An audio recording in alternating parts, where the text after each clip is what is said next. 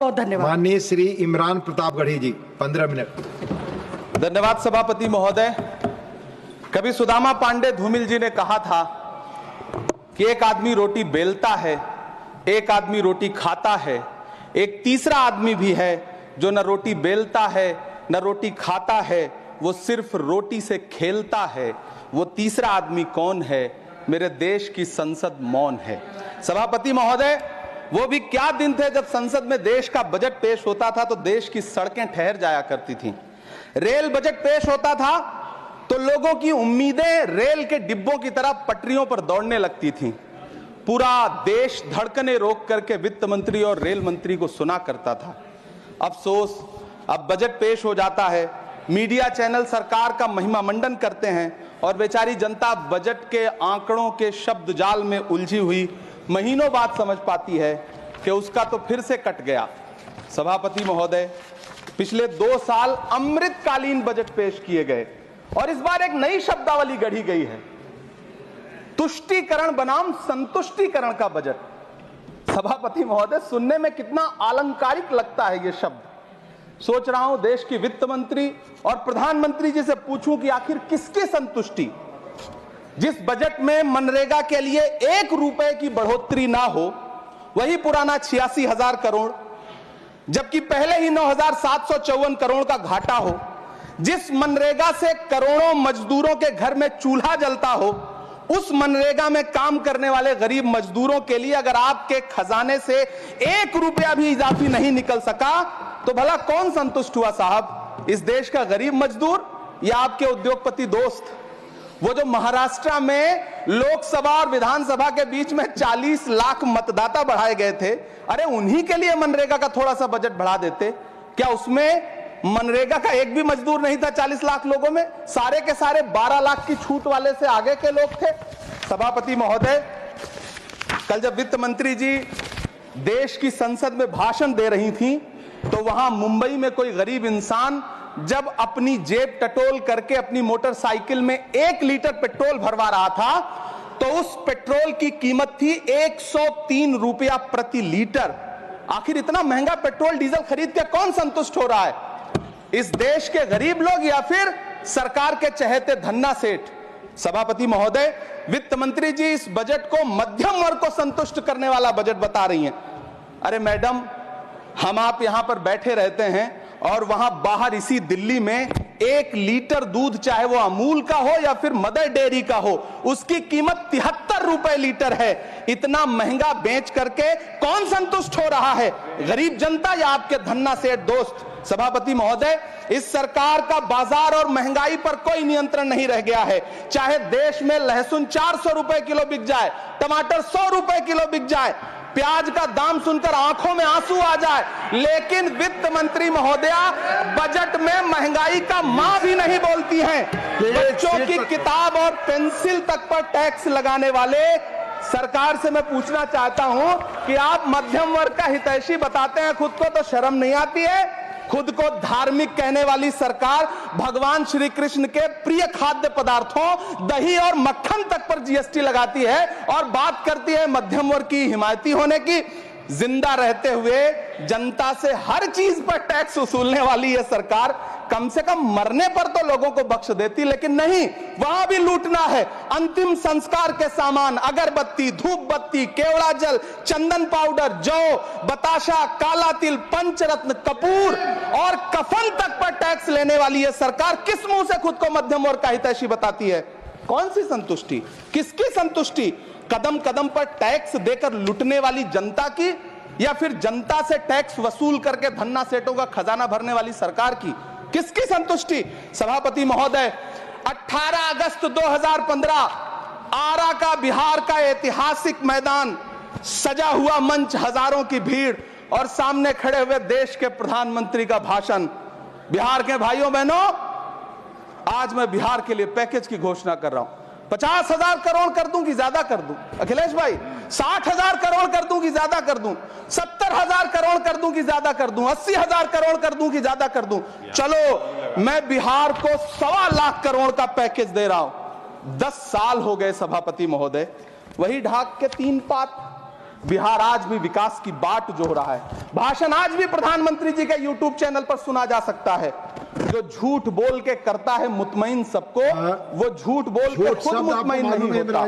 सभापति महोदय, ये तो राहुल जी का असर है। कौन सा शब्द सर, कौन सा शब्द? झूठ। ठीक है सर, मिथ्या बोल करके, जो मिथ्या बोल के करता है मुतमईन सबको, वो मिथ्या बोल के खुद मुतमईन नहीं होता। ये राहुल जी का असर है। जो मखाना बोर्ड की घोषणा हुई, अखिलेश जी आपको याद होगा, भारत जोड़ो न्याय यात्रा में 30 जनवरी 2024 को बिहार के रंगभूमि मैदान में राहुल गांधी जी का पूर्णिया में भाषण था और उसमें मखाना को लेकर उन्होंने आवाज उठाई थी। ये उनका असर है कि आपको मखाना बोर्ड बनाना पड़ा, वरना तो आप मैखाना बोर्ड बनाने वाले लोग हैं। सभापति महोदय, बिहार को झूठे पैकेज और चुनावी दिलासे देना बंद करिए। आज भी जब कोसी में बाढ़ आती है तो पूरा सीमांचल बर्बाद हो जाता है। मैंने उस तबाही को अपनी आंखों से देखा है। 2016-17 की बाढ़ में अपने इन्हीं हाथों से राहत सामग्री बांटी है मैंने। अगर सच में बिहार के लिए कुछ करना चाहते हैं तो बिहार को बाढ़ से बचाने का प्रबंध करिए। पूर्णिया एयरपोर्ट 10 साल से बाट जो रहा है, घोषणा 2014 में हुई, बन के आज तक तैयार नहीं हुआ। अलीगढ़ मुस्लिम विश्वविद्यालय का किशनगंज सेंटर बजट के अभाव में दम तोड़ता जा रहा है। मैंने पिछले बजट सत्र में भी आवाज उठाई थी। आज फिर वित्त मंत्री जी से अनुरोध करना चाहता हूं, दामन फैला करके, कि अलीगढ़ मुस्लिम विश्वविद्यालय का किशनगंज सेंटर बन जाने दीजिए। आखिर कौन सी नफरत है? यह मुल्क हमारा भी है, इस मुल्क की मिट्टी में हमारा भी खून पसीना शामिल है। हमसे इतनी भी क्या नफरत? रिश्तों की ये नाजुक डोरें तोड़ी थोड़ी जाती हैं, अपनी आंखें दुखती हो तो फोड़ी थोड़ी जाती हैं। सभापति महोदय, अल्पसंख्यक मंत्रालय का बजट काटकर मौलाना आजाद नेशनल फेलोशिप बंद कर देना, प्री मैट्रिक स्कॉलरशिप बंद कर देना, नई मंजिल योजना बंद करना, धरोहर योजना बंद करना। 2024-25 के बजट में माइनॉरिटी मिनिस्ट्री के लिए 3183 करोड़ रुपए की घोषणा हुई, लेकिन देश को हैरत होगी कि बाद में समीक्षा करके लगभग आधा कर दिया गया, 1868 करोड़ रुपए। मुझे सरकार से पूछना है कि कौन संतुष्ट हुआ? इस देश का अल्पसंख्यक संतुष्ट हुआ है या आप संतुष्ट हुए? किसका संतुष्टीकरण? सभापति महोदय, मैं प्रधानमंत्री जी से कहना चाहता हूं कि आप ही ने 1 मार्च 2018 को किंग अब्दुल्ला को, जॉर्डन के किंग अब्दुल्ला को मेहमान बना करके इसी दिल्ली में एक कॉन्फ्रेंस में कहा था कि मैं मुसलमानों के एक हाथ में कंप्यूटर और दूसरे हाथ में कुरान देना चाहता हूं।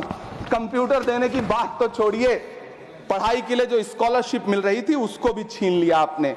किसको संतुष्ट करने के लिए? हम समझते हैं इस साजिश को। आप माइनॉरिटी मिनिस्ट्री का बजट काटते काटते एक दिन मिनिस्ट्री को ही बंद कर देना चाहते हैं। वो जहर देता तो सबकी नजर में आ जाता, सो ये किया कि हमें वक्त पर दवाएं न दी।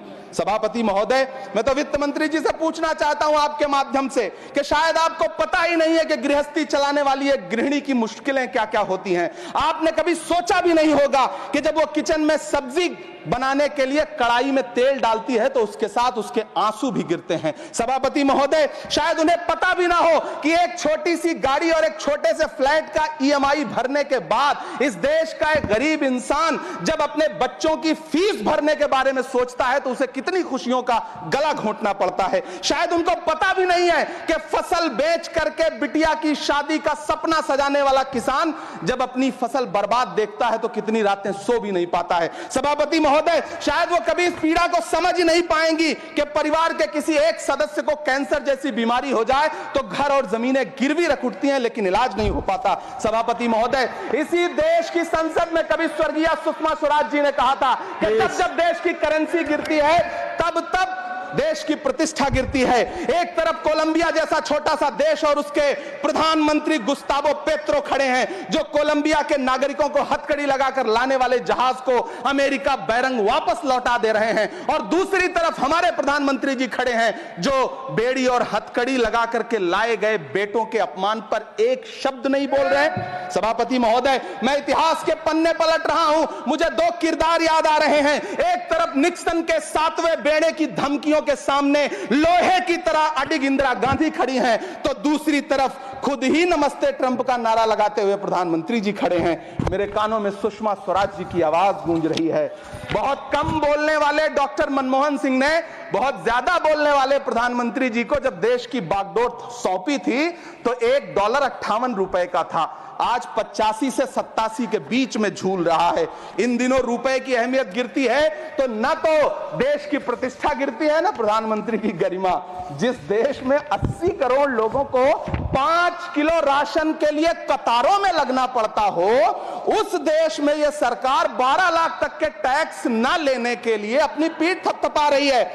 हुकूमत इस कदर आवाम पर एहसान करती है, ये आंखें छीनती है और चश्मे दान करती है। सभापति महोदय, महाराष्ट्र का भिवंडी हो, मालेगांव हो, इचलकरंजी हो, यूपी का बनारस हो, मुआयमा हो, मुबारकपुर हो, रांची का छोटा नागपुर हो, बिहार का भागलपुर हो, हर जगह बुनकरों की उम्मीदें तोड़ रही हैं, लेकिन इस सरकार के पास उनके लिए कुछ भी नहीं है। मुरादाबाद का पीतल उद्योग, कानपुर का चमड़ा उद्योग, सहारनपुर का लकड़ी उद्योग, फिरोजाबाद का चूड़ी उद्योग, अलीगढ़ का ताला उद्योग, सब सरकारी प्लानिंग से तबाह हो रहे हैं। इन तमाम के बीच सरकारी सपोर्ट से बस एक उद्योग फल फूल रहा है, नोएडा का नफरत उद्योग। सभापति महोदय, जिस देश में 40 से 45% मेडिकल फैकल्टी की सीट खाली हो, वहां बजट में 75,000 नए मेडिकल सीट्स का ऐलान हो रहा है। सरकार बहादुर, कम से कम इस देश के पढ़े लिखे युवाओं को तो मूर्ख समझना बंद करिए। वो अब तिजारती पहलू निकाल लेता है। पहले 7500 मेडिकल सीट्स बाद में बनाइएगा, पहले जो एम्स में 2161 पद खाली पड़े हैं उनको तो भर दीजिए। वो अब तिजारती पहलू निकाल लेता है, मैं कुछ कहूं तो तराजू निकाल लेता है। मैं इसलिए भी तेरे फन की कद्र करता हूं तो झूठ बोल के आंसू निकाल लेता है। सभापति महोदय, फिर झूठ आया है, मैं उसे मिथ्या कर दे रहा हूं। शायरी में बार बार आ जाता है, क्या करूं महोदय। काश ये बजट, सभापति महोदय, वो एक शब्द मैं मिथ्या कर दे रहा हूं सर, वो एक शब्द को हटा दीजिए। ध्यान रखें, ऐसे जो भी शब्द होंगे आपके भाषण में सभापति महोदय, काश ये बजट बीपीएससी के पेपर लीक की शिकायत करने वाले नौजवानों पर बरसती हुई पुलिस के लाठियों पे, जख्मों पर मरहम लगा पाता। सभापति महोदय, पिछले 80 दिन से 70 साल का एक बुजुर्ग एमएसपी की लीगल गारंटी मांगता हुआ आमरण अनशन पे बैठा हुआ है। काश ये बजट किसान नेता जगजीत डल्लेवाल की टूटती हुई सांसों की पीड़ा सुन पाता।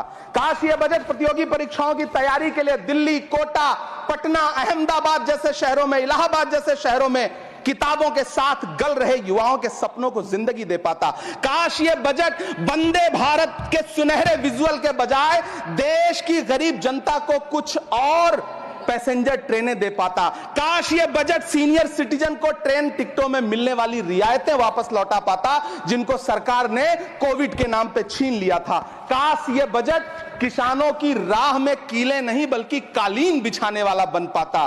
काश ये बजट सरकारी मालिकों को यह समझा पाता कि नेहरू को कोसने से अर्थव्यवस्था नहीं सुधरेगी, उसके लिए डॉक्टर मनमोहन सिंह साहब की अर्थ नीति अपनानी पड़ेगी। पिछले 11 साल से नेहरू जी को कोस रहे हैं, आखिर कब तक कोसिएगा। थोड़ा पंडित नेहरू जी के बारे में पढ़िए, तब पता चले कि पंडित नेहरू की शख्सियत का नाम है। दुनिया का पहला ऐसा राजनेता जिसने अपनी जिंदगी की आजादी के लिए, देश की आजादी के लिए 3259 दिन अंग्रेजों की जेल में बिताए। पंडित नेहरू एक ऐसे महान शख्स जिनके पिता पंडित मोतीलाल नेहरू, जिनकी बहन विजय लक्ष्मी पंडित, जिनके बहनोई पंडित रंजीत सीताराम, जिनकी बेटी इंदिरा गांधी, जिनके दामाद फिरोज गांधी, सब ने अंग्रेजों से लड़ते हुए स्वतंत्रता आंदोलन में जेल काटी। आप किस मुंह से उनकी लकीर छोटी करने की बात करते हैं? नहीं कर पाइएगा, 7 जन्मों में नहीं कर पाइएगा, क्योंकि जिस्म की मौत कोई मौत नहीं होती है। जिस्म मिट जाने से इंसान नहीं मर जाते, धड़कने रुकने से अरमान नहीं मर जाते, सांसें थम जाने से ऐलान नहीं मर जाते। जिस्म की मौत कोई मौत नहीं होती है। सभापति महोदय, मैं आपके सामने खड़ा होकर के एक बहुत छोटी सी कहानी सुनाना चाहता हूं कि महान बादशाह सिकंदर ने जब यूनान फतेह किया तो जीत का जश्न मनाने के लिए शहर की सड़कों पर निकला, तो उसने देखा कि पूरा शहर तो जश्न मना रहा है, एक फकीर सड़क के किनारे चादर तान के सो रहा है। सिकंदर को गुस्सा आया, घोड़े से उतरा, उस फकीर के पास गया और उसे सोता देख करके उसे जोर की एक लात मारी और लात मार के कहा कि क्यों रे फकीर, मैंने यूनान फतेह कर लिया, लोग जश्न मना रहे हैं और तू सो रहा है। उस फकीर ने उन्नीदी आंखों से सिकंदर को देखा और देख करके कहा कि शहर जीतना बादशाहों का काम है, लेकिन लात मारना तो गधे का काम है। सभापति महोदय, गरीब जनता को लात मारना बंद करिए। ये अमीरों के लिए बनाया गया बजट है, ये निराशाजनक बजट है। हम अमृतकाल सुनते आ रहे थे, ये अमृतकाल इतनी जल्दी समाप्त हो गया कि अब अमृतकाल का कोई नाम तक नहीं लेना चाहता है। इसलिए मैं इस सदन में खड़ा होकर के देश की वित्त मंत्री महोदया से कहना चाहता हूं कि आपने अल्पसंख्यकों के बजट में जो कटौती की है उसको बहाल करिए। आपने मनरेगा को जो स्थिर रखा है उसका घाटा 9,754 करोड़ है, कम से कम उतना बढ़ा करके फिर से उसे बहाल करिए। नौजवानों के लिए रोजगार दीजिए, किसानों को एमएसपी की लीगल गारंटी दीजिए। यही मैं आपसे अपील कर रहा हूं। धन्यवाद सर, आपने इतना जो समय दिया उसके लिए शुक्रिया। माननीय श्री बाल योगी